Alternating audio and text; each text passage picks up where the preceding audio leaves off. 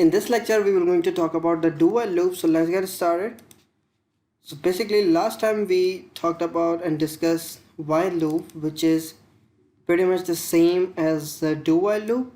The only difference we have here is that when the while loop we use, when it is start, it check for the condition and then perform the operations inside the loop. While on the other hand, do while loop first perform the operations inside the loop at the very first time when it is start, and then look for the condition, and if the condition is true, if the value returned true, then it will gonna be keep looping through the same procedure. So let's have a look at do while loop. So the syntax of do while loop is pretty straightforward. You have a do, then you have a curly braces open and close, and then while over here. So let's say we have same variables a 10, I equals to 1, I plus plus I less than equals to 10. Save it, come back. I always forgot to add the BR. So 1, 2, 3, 4, 5, 6, 7, 9, 10. That's the same thing, just like a while loop.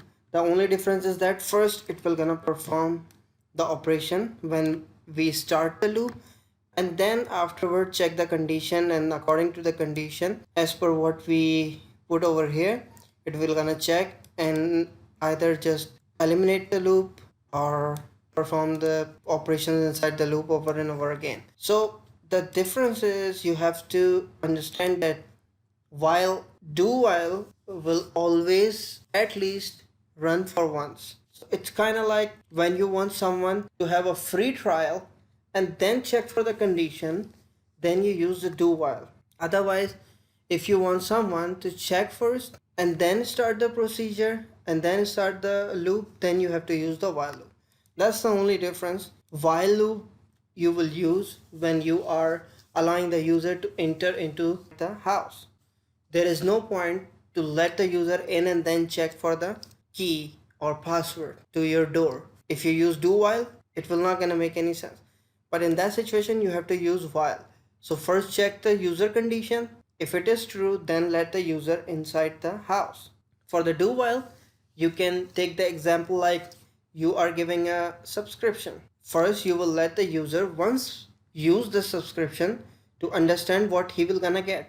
And once he use at one time, then after start the condition. So this is what do while is. You first at least perform all the operations inside the loop for once, and then you check for the condition. Simple as that.